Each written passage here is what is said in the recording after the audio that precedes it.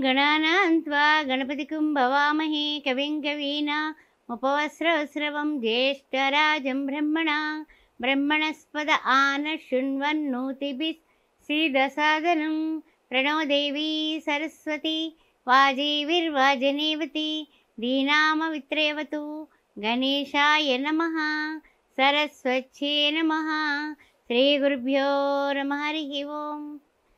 ఉగాది తరువాత ద్వాదశ రాశుల వారికి కూడా ఏ విధంగా విజయ పరంపర కలగబోతోంది అనే విషయాన్ని మనం ఇప్పుడు విజయ అవకాశాలు ఎవరికి ఎక్కువగా ఉన్నాయి, ఎవరికి ఏ విధంగా ఏ దేవుణ్ణి పూజిస్తే మీరు పట్టిందల్లా బంగారం అవుతుంది అనే విషయాలు ఇప్పుడు శుభయోగాల గురించి కూడా మాట్లాడుకుందాం. మరి ఓం శ్రీమాత్రే నమః.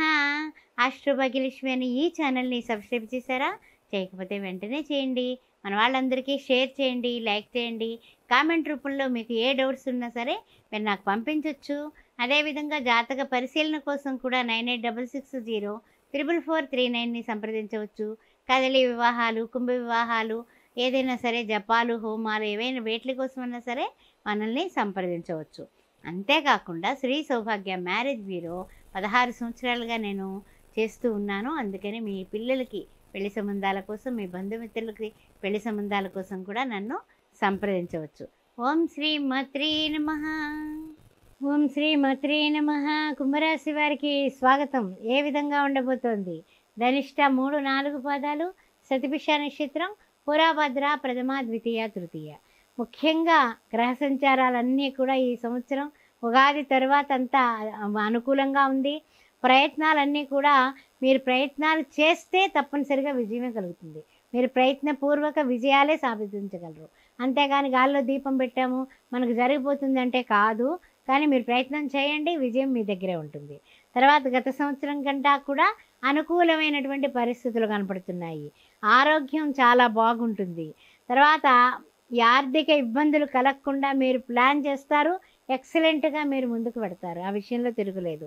అదేవిధంగా చెప్పాలంటే కనుక అన్ని రంగాల్లోని కూడా ఆదాయపరంగా, ఆరోగ్యపరంగా, వృత్తుల్లో, ఉద్యోగాల్లో, అదేవిధంగా వ్యాపారంలో కూడా అభివృద్ధే కనపడుతుంది. రాజకీయంగా అది పెద్ద పెద్ద రాజకీయ నాయకులను కలవడం, అధికారులను కలవడం చేయడం వల్ల కూడా మీకు ఉపకారమే కలుగుతుంది. అందువల్ల సెక్యులేషన్స్ విషయంలో కూడా మీకు తిరుగులేదు. ఆర్థిక పరిస్థితులు అనుకూలంగా ఉన్నాయి. అద్భుతాలు జరగబోతున్నాయి. సంఘంలో ఉన్నతమైనటువంటి స్థితి కనిపిస్తోంది. గోచారరీత్యా విందు వినోదాలతో, అద్భుతమైనటువంటి పరిణామాలతో సంతోషంగా ముందుకు పెడుతూ ఉంటారు. కొన్ని పరిస్థితుల్లో భార్యాభర్తల మధ్య కానీ, బంధుమిత్రుల మధ్య కానీ మాట పట్టింపులు వచ్చే అవకాశం కనిపిస్తుంది. దాని వలన బాగా ఆలోచించి భార్యకు కానీ భర్తకు కానీ స్వల్ప అనారోగ్యం వస్తే టెన్షన్ తీసుకుంటారు. టెన్షన్స్ తీసుకోకండి. ఆరోగ్యం భాస్కరాది ఇచ్చేత్, సూర్య నమస్కారాలు చేసుకోండి తప్పనిసరిగా.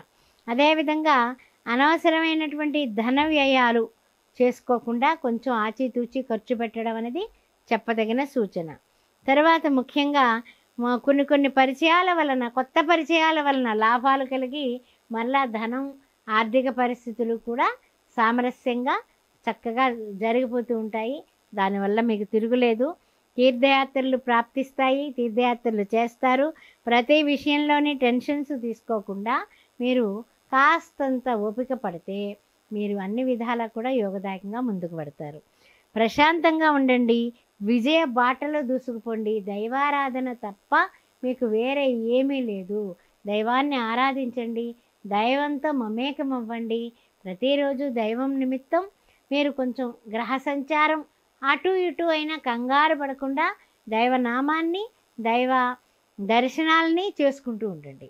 తర్వాత చూసినట్లయితే కనుక వివాహాది ప్రయత్నాలన్నీ కూడా సానుకూలంగా కనపడుతున్నాయి. క్రయ విక్రయాదులు కూడా బాగా చేయగలుగుతారు.